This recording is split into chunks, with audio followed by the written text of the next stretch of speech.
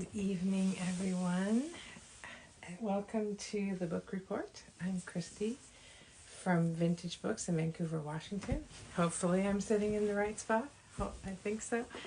The only downside to turning the camera so that you can see the book titles the right way around is that I can't see the camera. So I was not quite entirely sure that I'm in the right spot.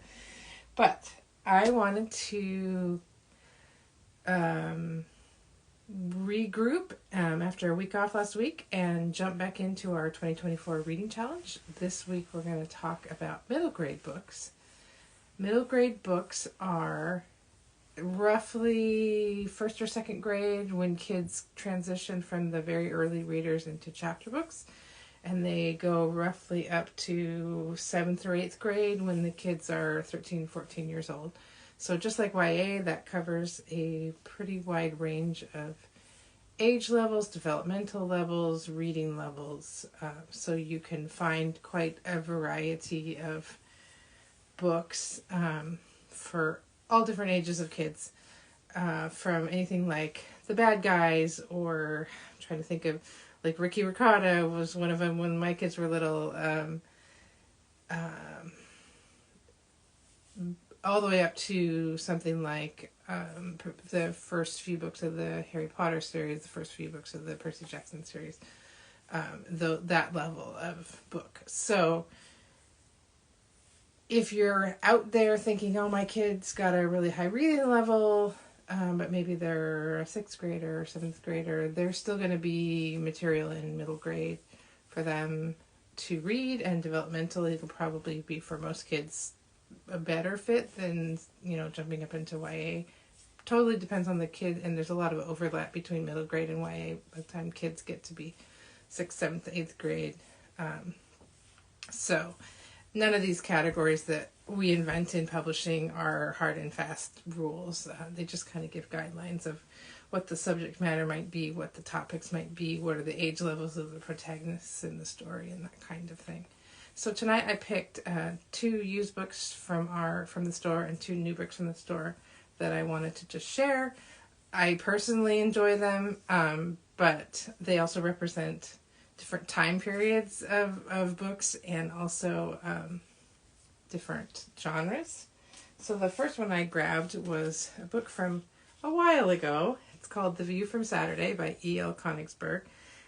It's about a group of kids who compete in an academic bowl and their teacher. And it's kind of like a series of novelettes that are collected into a story. But the story still has a story arc that goes all through those. But it's kind of fun because of the structure of looking at the whole story from different characters' points of view. This is a great book if you, like me, way back in the day, read E.L. Konigsberg, probably more famous book, The Mixed Up Files of Mrs. Basil A. Frankweiler. She's got actually tons and tons of books, and I think that if you like any of them, you'll probably enjoy all of them because they all have her style of writing and that kind of thing. So this is an older book,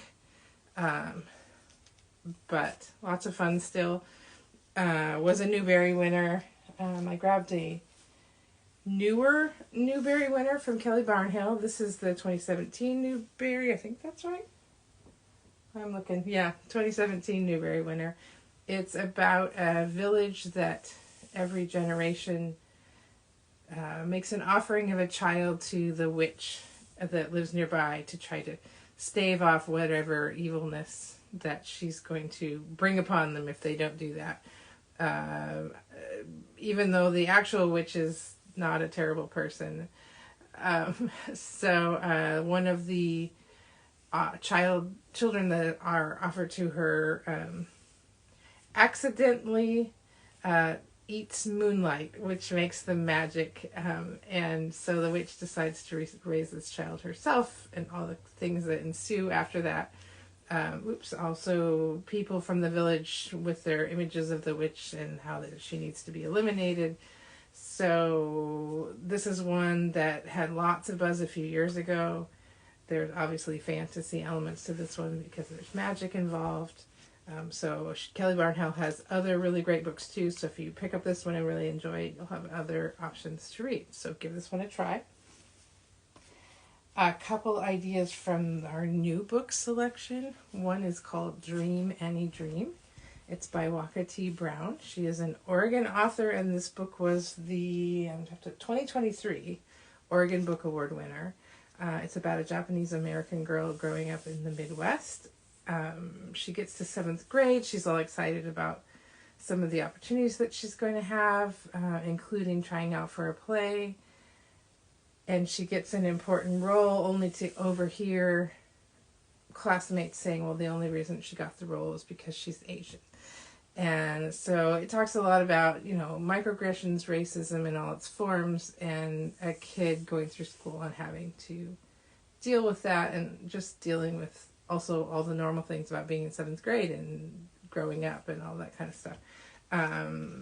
Waka also has a book called, I can't remember what it, now I'm going to have to look in the cover, I apologize, While I Was Away, which is a little bit autobiographical about her growing up and being sent to visit her grandmother in Japan one summer. So if you pick this one up and try Dream Annie Dream, which is a great book, definitely check out her other 2 books, While I Was Away and The Very Unfortunate Witch of Melanie Yoshimura. I want to make sure I said that right.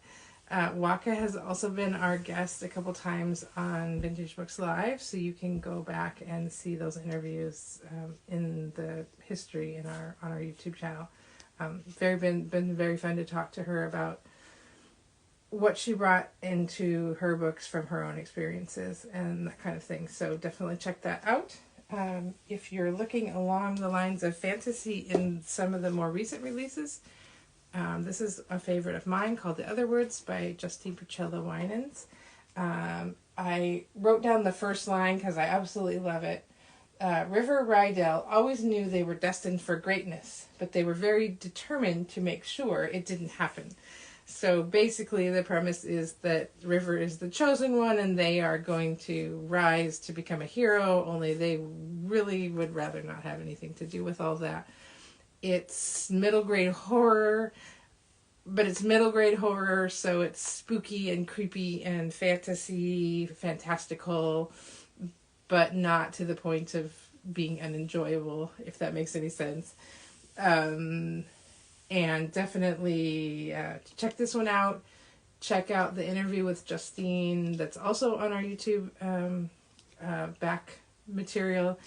Justine also has a YA book out too, and has another YA and another middle grade book coming out this year. So we're very excited. We're going to be talking to them again in June about those books. So be sure to check this one out. Oh, I forgot to say, this one was also a Stonewall Award finalist. So just a great book.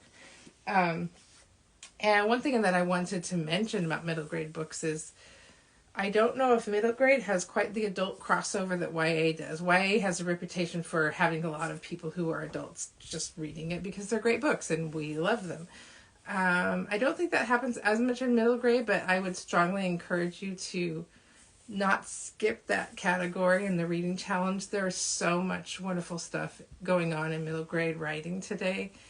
Lots of dealing with hard things in interesting, creative, fun, funny, poignant ways that almost is cathartic for whatever we came away with as kids. There really some wonderful writing happening in this space, and I would really encourage you to check them out. Check it out. Don't skip that section on the reading challenge. Definitely go check it out and give yourself a middle grade book to read, and I don't think that you'll regret it. So